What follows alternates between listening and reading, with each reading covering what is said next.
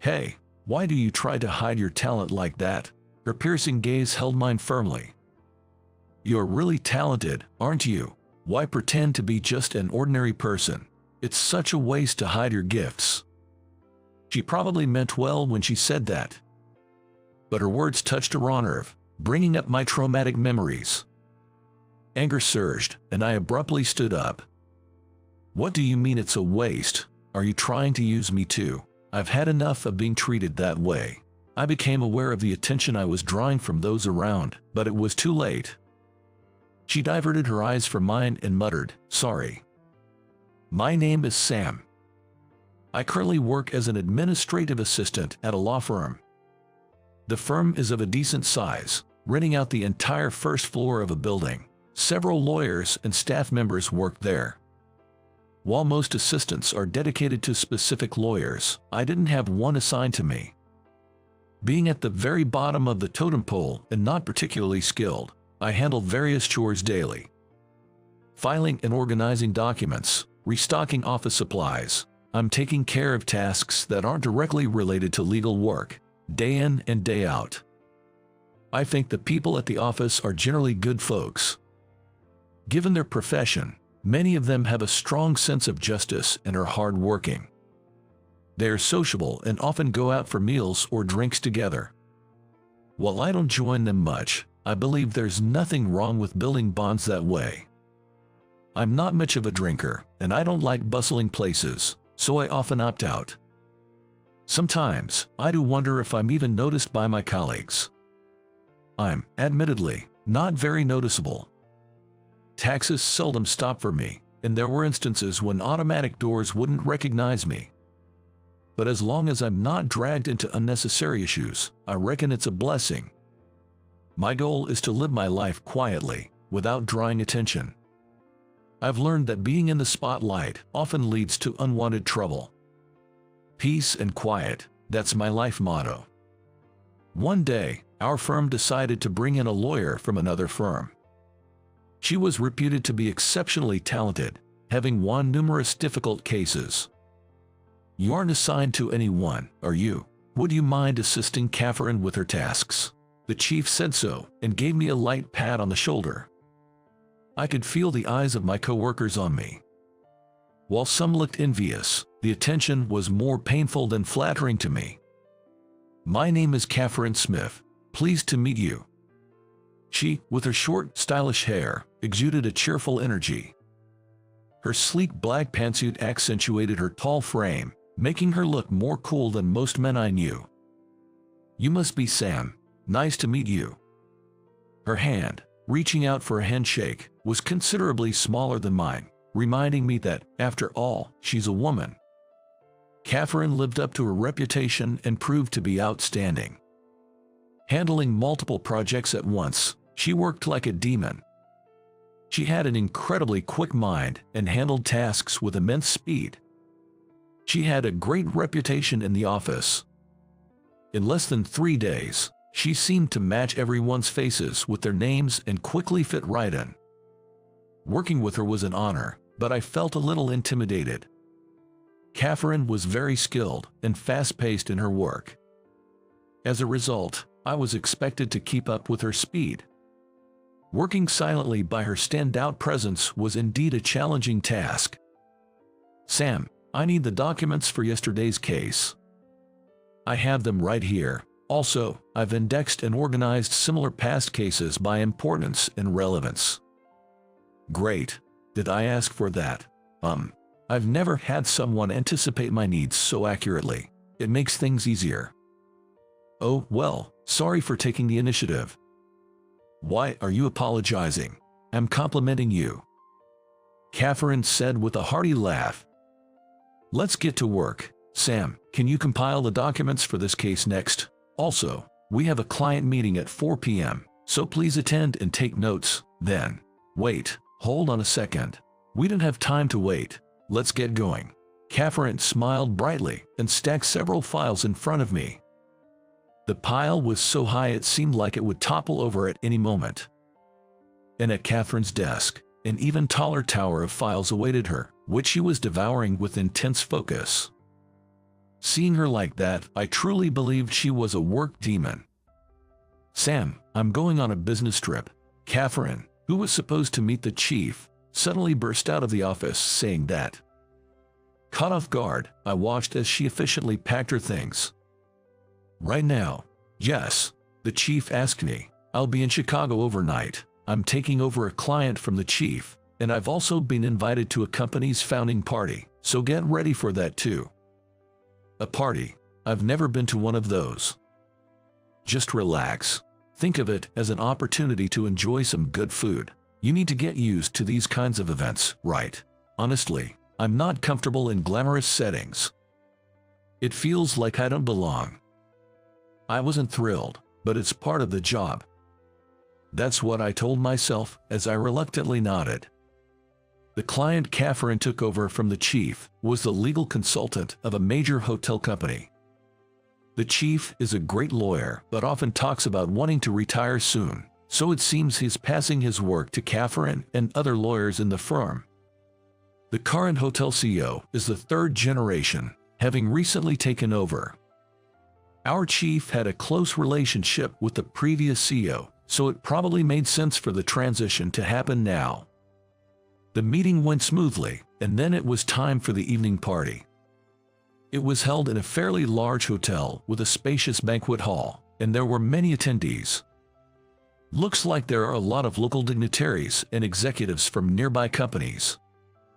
Yes, there are so many people. Even though it's just started, I was already feeling overwhelmed by the people. The dolled-up folks were shining too brightly for my eyes. It's too bright of a world for a guy like me who prefers to stay in the shadows. Catherine, in a black outfit paired with bold accessories, blended seamlessly into the glamorous environment. As for me, I chose a decent tie and pocket square, but my suit was pretty much my usual. I tried to pick something that wouldn't make me stand out, but I was sweating bullets, worrying I'd stick out like a sore thumb. "Miss Smith, thank you so much for coming today." The hotel CEO came over to greet us.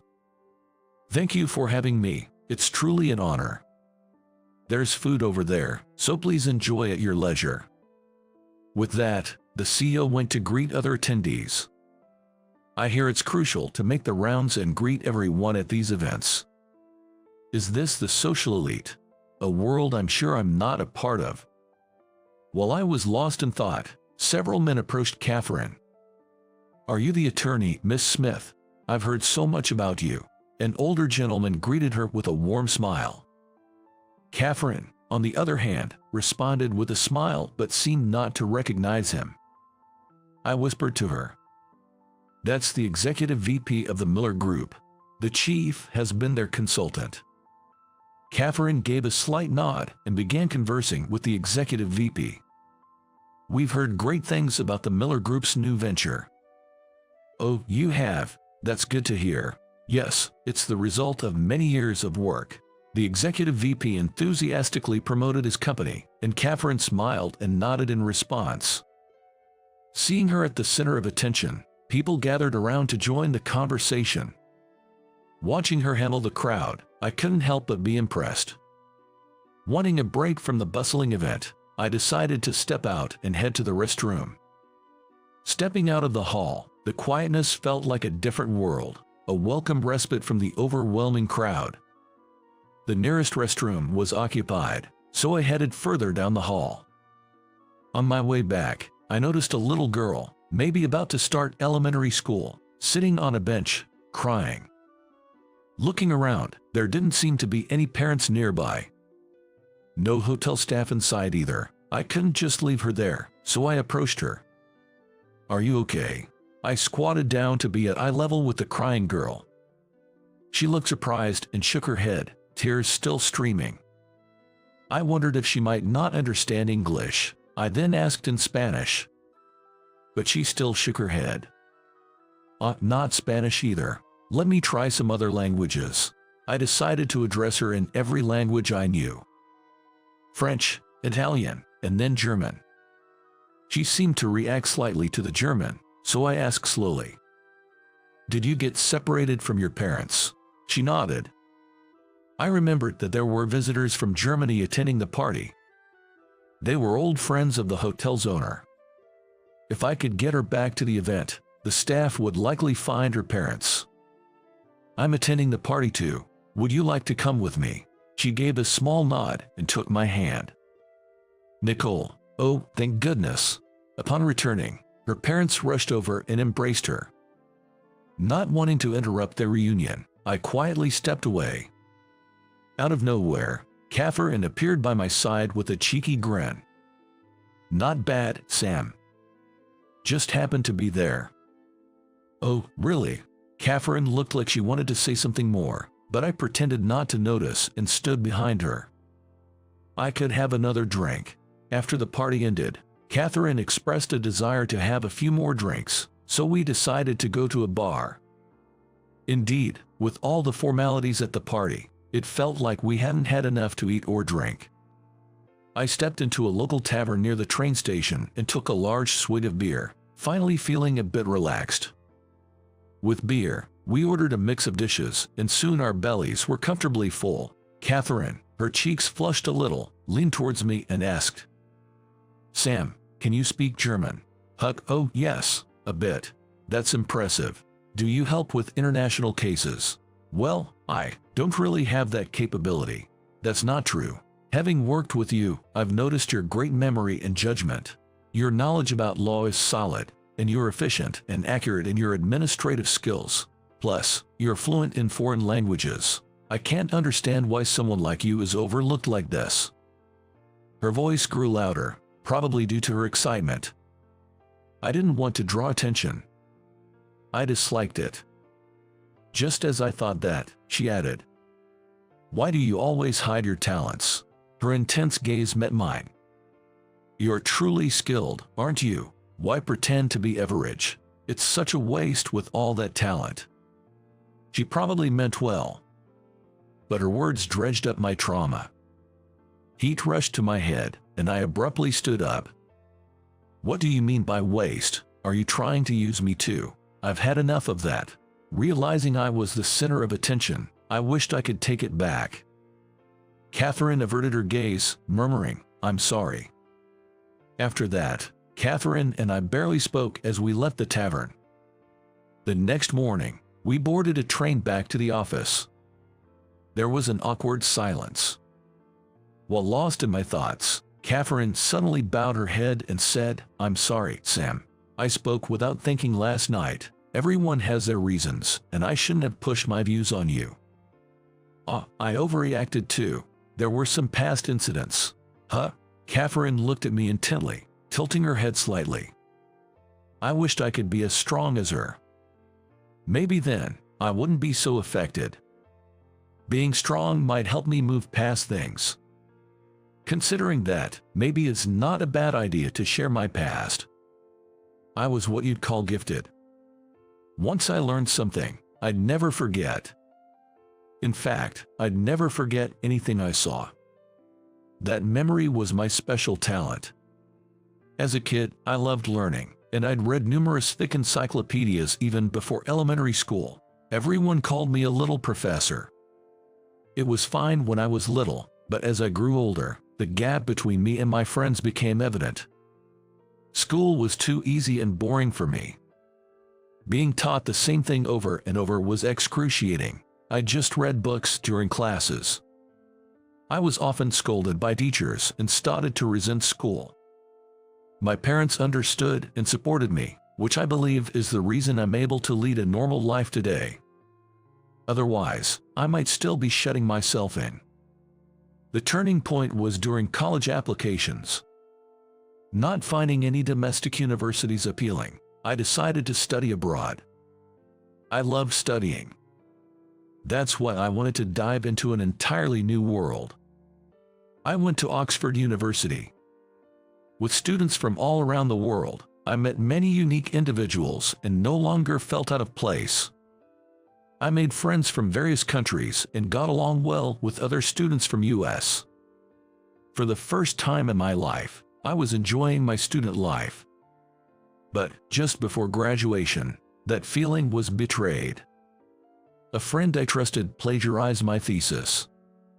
No matter how much I argued, it was never proven that the thesis was mine, and everyone sided with him. He was the kind of guy who was the center of attention, trusted by classmates and faculty alike, and no one doubted him. People just assumed I was the liar, and friends I thought I had all drifted away. I was devastated but managed to graduate. I failed both the American bar exam and the British one. The only job I found was as a clerk at this law firm. It seems I can't build good relationships. I always mess it up. People drift away just because I have a slightly better memory or grades. I don't really get how others feel. I confided. Catherine listened to me intently. She nodded many times, closed her eyes as if deep in thought, and then began speaking decisively. But Sam, you've always been a great help to me. Just like that little girl yesterday who you helped. Didn't your skills save the day? Isn't that proof that you have amazing abilities and use them right? At least, I value you. I wish you'd have more confidence. Her words were kind and powerful. But all I could do was nod in response. Sometime after our trip to Chicago, Catherine got a tough case. The case was about defending someone wrongfully accused of harassment. Everyone was sure it was a losing battle. You don't have to take this on, the chief told Catherine, but she shook her head. Sometimes, I think lawyers forget that for the average person, seeking legal advice is a big deal. I can't let down someone who had the courage to come to me for help. This isn't about winning or losing. His life is on the line. I'll give it my all. The chief gave her a smile and nodded. She was a woman with a strong sense of justice and compassion, always thinking of her clients and feeling for them. The chief probably expected her to take the case. He let her handle it without any further objections. The client was John, a man in his 30s. He'd recently been promoted to manager and now had a team under him. One of them accused him of harassment. She was taken to an empty meeting room and pressured into a relationship. When she refused, she claims she was overloaded with work, and when she couldn't handle it, she was verbally abused. There's no recording of the verbal abuse, and the workload seems to be appropriate from what I can see. The problem is the claim that she was pressured into a relationship. There's no way to prove it happened since nobody saw it, but there's also no way to prove it didn't happen. Apparently, she's been diagnosed with stress-related adjustment disorder by a doctor and is currently on leave. If it's linked to work, it could be tricky. Yeah, John seems to be a friendly guy who doesn't make enemies easily. He recently had a baby, and there seems to be no issues in his personal life. Many co-workers seem to be defending John. I wonder why she took such an aggressive step like suing. Does she have some crucial evidence? Or perhaps someone's pulling the strings behind the scenes. Catherine paused to think for a moment, then suddenly stood up. Sam, we're going on an investigation. What? You're going on an investigation, Catherine? Of course, let's go, Sam.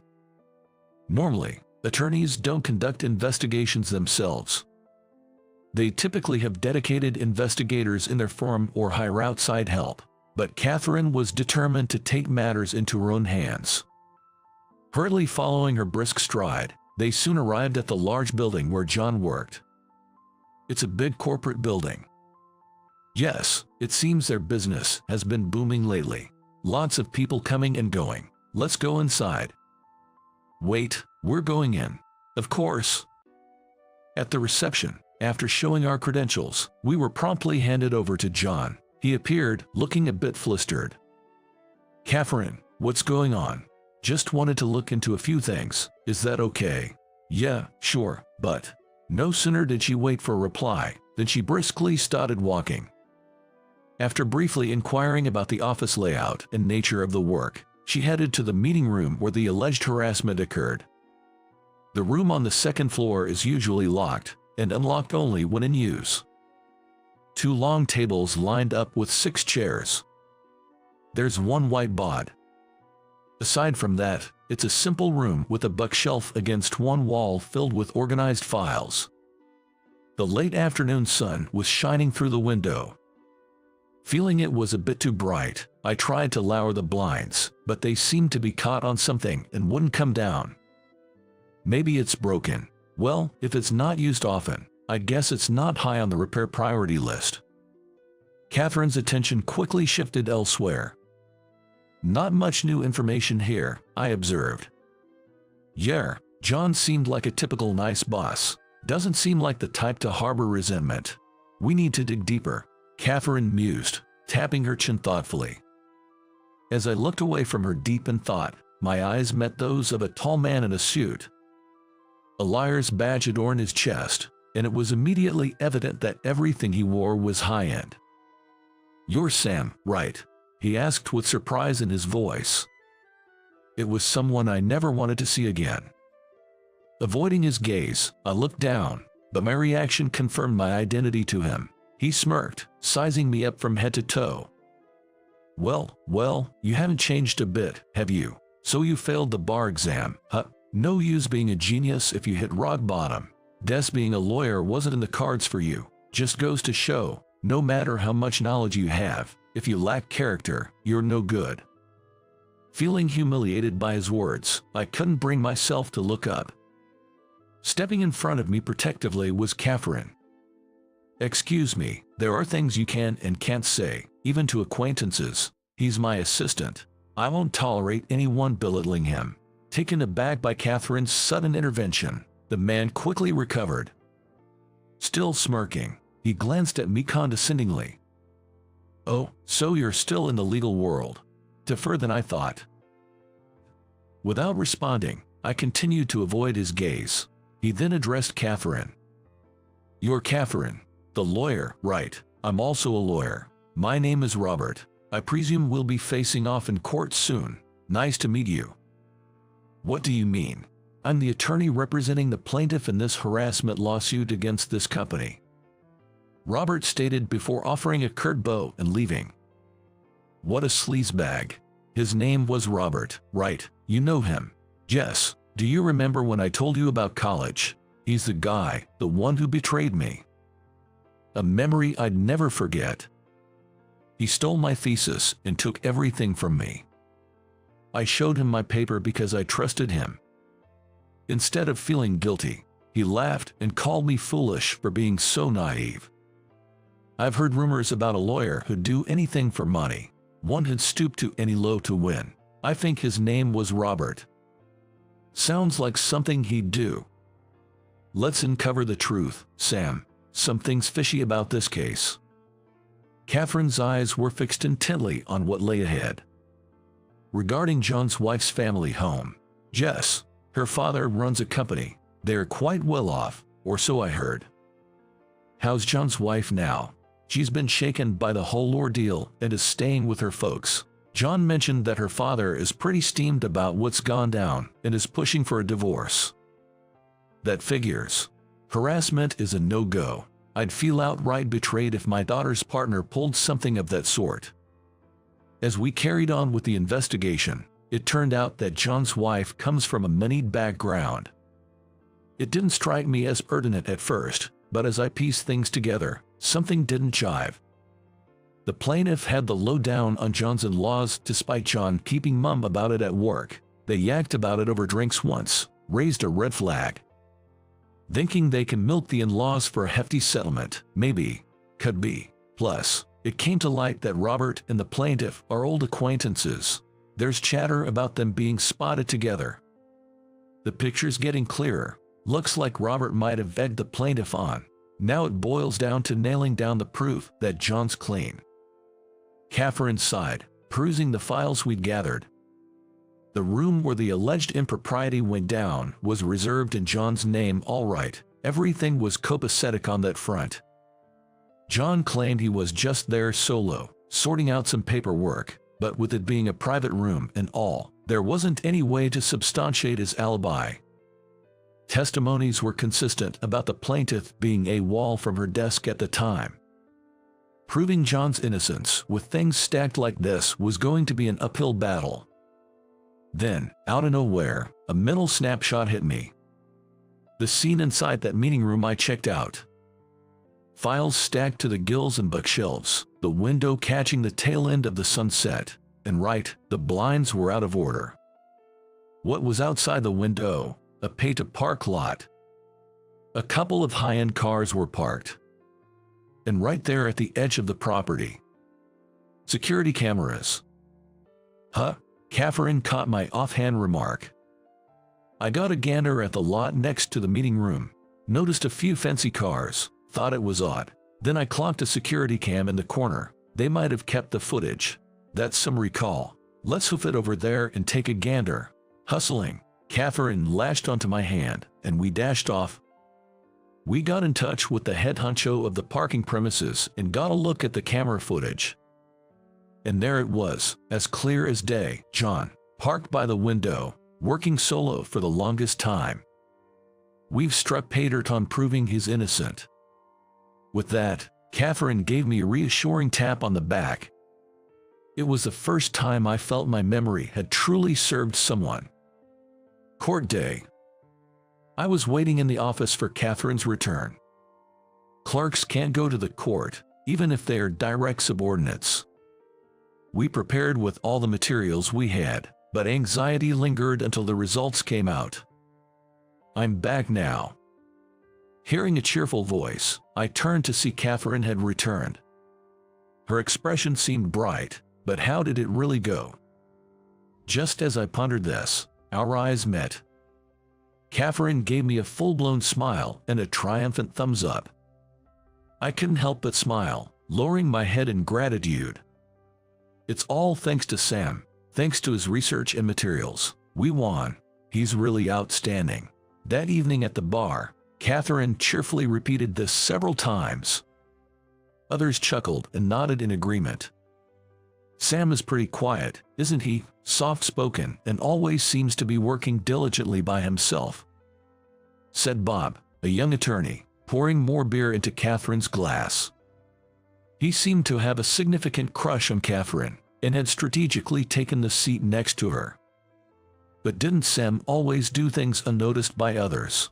If Catherine exclusively gets him, the copy paper won't be replenished, supplies will suddenly be missing, and there won't be enough coffee for the guests. You only realize his value once he's gone, says the youngest member of the office, Amy, as she sips her wine. She can drink surprisingly well, Thete the lightweight.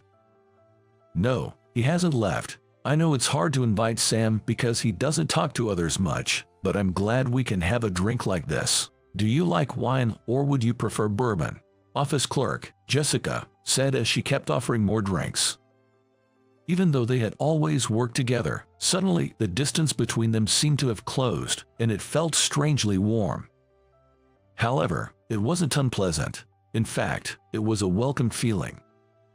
The after-party is at the bar, exclaimed Bob cheerfully, leading the way as several others followed. I watched from the back. Then, the chief approached me. Sam, you've worked hard. I've heard from Catherine about your outstanding contributions. The chief's voice was ever so gentle. This chief is a real-life hero and attorney who stands by their clients, upholding justice. Many employees were drawn to the firm because of such a chief. Catherine's pretty dedicated, isn't she? I believe you've been influenced by her.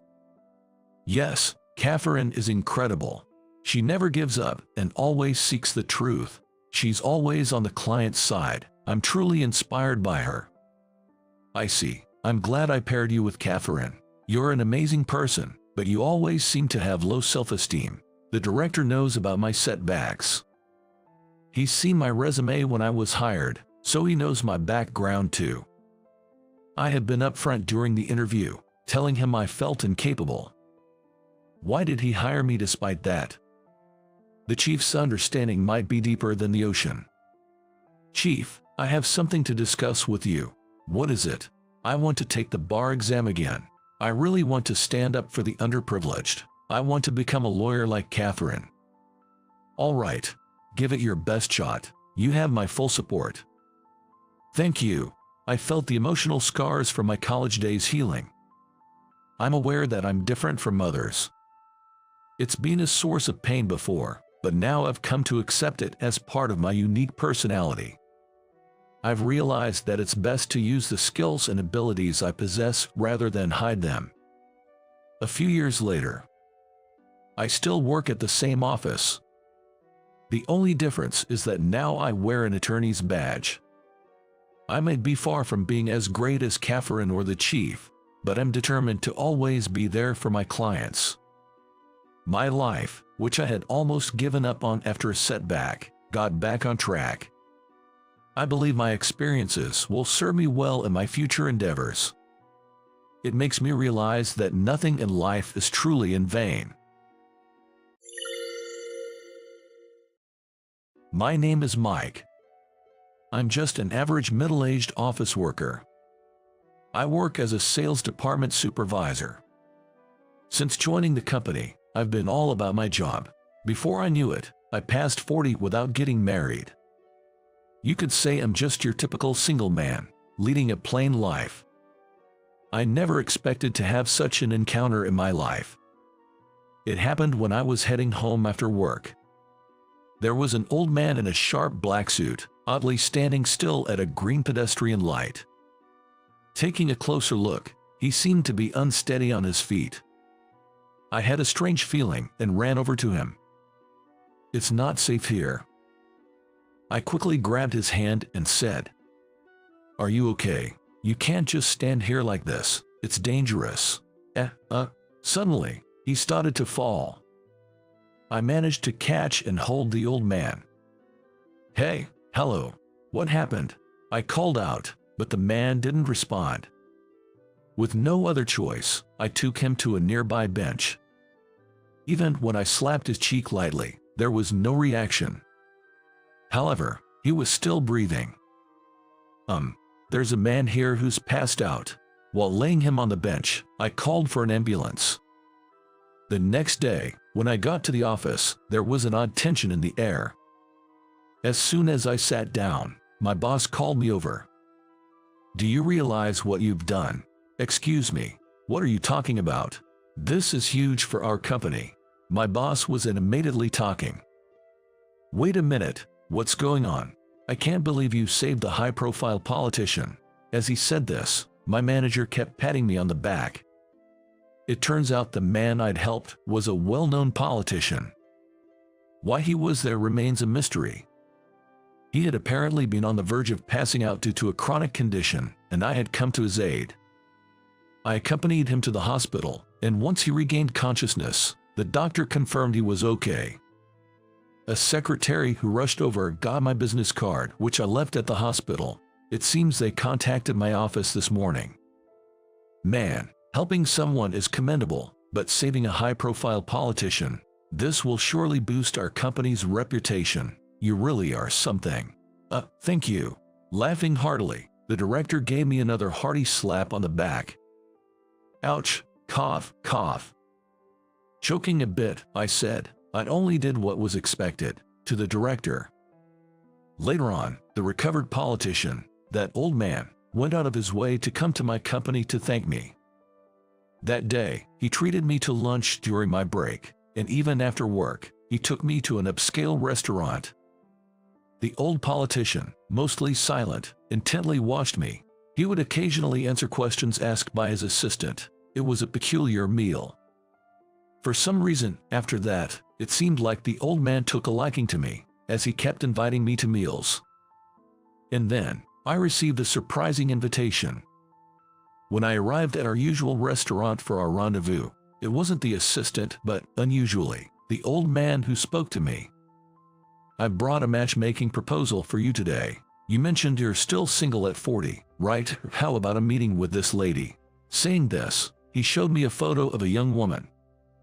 "Well, she seems to be a great catch, but I don't think I'm on her level." Then, from the side, the assistant spoke up. "Your company is a subsidiary of a major corporation, right? You're a sales department supervisor there. I think you two might be a good match." Sigh. And this lady, she looks about 10 years younger than me. This time the old man interjected.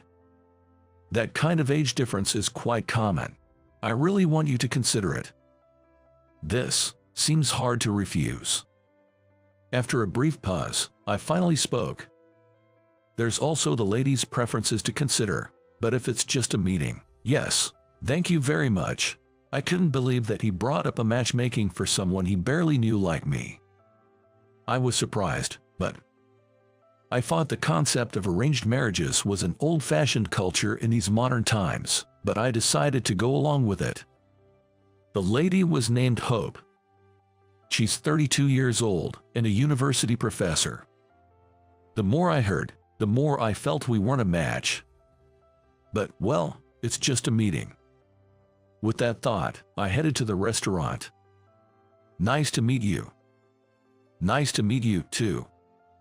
On the day of the arranged meeting, in a lavish restaurant I'd never thought I'd visit in my lifetime, she appeared in a beautiful traditional gown. Apparently, it's a treasured antique gown passed down from her grandmother. It feels like we live in different worlds. So I asked her candidly, "Do you mind having a meeting with someone like me?" "No," he said, "it would be fine if it was with you." Okay, I wonder why that politician favors me so much. It was quite puzzling.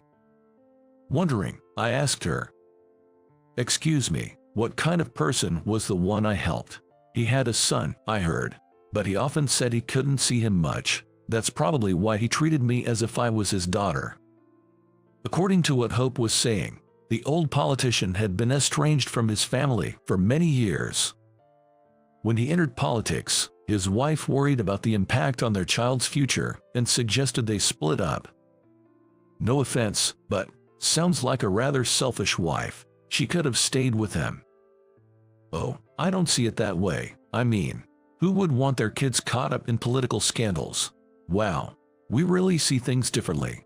Thinking the matchmaking might fall through, I felt a twinge of regret. It would be a real pity to lose a connection with a beauty like Hope, because chances are I might never meet someone like her again. Well, I'm only human, I thought with a wry smile and continued talking to her. As for me, apparently, my father was involved in some shady business, and my mom, opposing it, slapped the divorce papers on the table and left. At that time, I was still in her womb. Oh my, your mother sounds quite spirited. I'd love to meet her. I think my mom would be really surprised to meet a traditional lady like you. Well, aren't you smooth? Feeling like I might have salvaged the conversation, she then said, "But using your sad background to woo a lady isn't quite right. I thought we'd have a more cheerful conversation." I'm sorry about that. Hearing that, I realized she's quite a forthright lady. I'd assumed she was some pampered princess, but apparently, that wasn't the case. As our meal was wrapping up, she asked, "What do you think of me? I enjoy talking to you. I'm really glad I came today. So, will you meet me again?" Wait, really? I was thrilled by her unexpected words. In this short time, I'd grown quite interested in her. It was a joy to think I'd see her again. Whether or not we'd formally date was another matter. A few days later, at the coffee shop where I was to meet Hope, the person waiting for me was the old politician I'd helped that day. This coffee shop is famous for its delicious coffee, you know. Ah, is that so? The place was my regular cafe. We sat across from each other, sipping our coffee. Yes, the coffee here is delicious. Come on, say something. I was screaming inside. Man, this old man sure does like his long silences. Is he really a politician? I always had the impression that politicians were talkative, but maybe he's usually quiet. Oddly enough, his secretaries aren't around today. As I pondered this, the old man suddenly spoke up. "How did your meeting with Hope go?" "Well, she's way out of my league. I was looking forward to seeing her today, but I'm sorry. I just really wanted to see you, so I asked for some time." "Oh, that's okay, but I wonder how she feels about not being able to see me." I was a bit curious about that. "Do you think you can get along with her?" "I hope so." She's the daughter of the head of a group that owns your company. Well, even if I say head, it's not such a big group. Her father is an acquaintance of mine." Yes, I understand. I felt a bit repelled by the old man's words. I wasn't interested in dating her because of the power she held in her background. I was genuinely drawn to her character. If I wanted, I could get you a fitting job and position. It might be good for balance if you're planning to marry Hope. No, thank you. That's not why I wanted to meet her. At my words, the old man looked surprised. Then he said with a lonely smile, "My ex-wife was right. You're stubborn and don't listen. Maybe it was my mistake for not raising you by my side." What did you just say? Are you, possibly, Jess? While your mother and I have been strangers for a long time, legally, you're my son. I never imagined we'd meet this way. I couldn't believe my eyes. I never imagined that the politician I'd helped, this old man, was my father. I couldn't believe it. But thinking about it, there were oddities. When the topic of meeting Hope came up, I felt something was off. Normally, you wouldn't introduce someone you just met, even if they saved your life, to a precious acquaintance's daughter, unless they were really special. Unless that person sees the other as truly special. My mother said you two weren't legally married, that you were just in a domestic partnership. That's not true. I always sent child support to her, although she'd send it back the next day. What happened between you and my mother? Well, a lot happened. With that, the man, my father, began to tell his life story. My grandfather was apparently a politician too. My dad is what they call a second generation, a politician by heredity. Thus, entering the political arena at a young age, he enjoyed a smooth sailing life. It was during this time that he met my mom. Raised in a single-parent household, coming from a poor background, my mom had been working at a fancy restaurant since her youth. That's where she met my dad, who was a regular customer. One evening, after dinner, he invited her out for drinks. On their way home, he shielded her from an oncoming car, which brought them closer. Dad, hiding his true status, relished his secret rendezvous with Mom. His father found out and presented Mom with a hefty amount of money, urging her to break up with him. Dad opposed the separation, but Mom left him anyway. She couldn't forgive him for deceiving her. Upon realizing the child in her womb was a boy, my granddad wanted to take him in as the heir, but Mom resisted. She never truly opened up to me, no matter how hard I tried. I wanted to make things right with her, but it never happened, and here I am, all these years later. I never imagined you, my son, would be the one to help me out. I never thought I'd be the one helping you out either, Dad. We both chuckled, looking at each other. Think we can keep seeing each other? That depends on what Mom says. Shouldn't that be up to you? You're a grown man now. True. Let's meet up once in a while, Dad. Sounds good, Mike. With that, we shared a hearty laugh.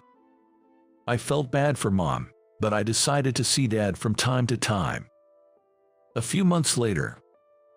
Mike, have you picked out a ring yet? Sorry, not yet. Shall we check the next store then? I was at a jewelry store with Hope. This was our third one. I really struggled to find an engagement ring I liked. But we don't need to buy one today if you don't want to.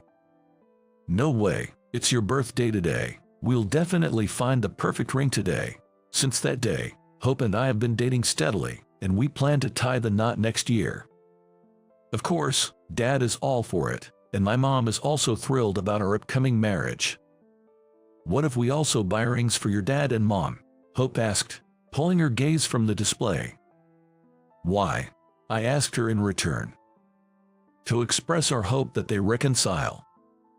Wouldn't that be more of an annoyance than a gesture? As we discussed this, I happened to glance outside and saw a familiar elderly couple. Dad and Mom. Maybe they came to buy rings too. I told them this is a popular jewelry shop. Wait, are they planning to remarry? Why not, if they're happy? Age shouldn't matter. Hope smiled. That makes sense. Reconciliation can happen in various ways. Seeing the joy on my parents' faces as they chatted, I secretly thought about inviting them for dinner sometime soon.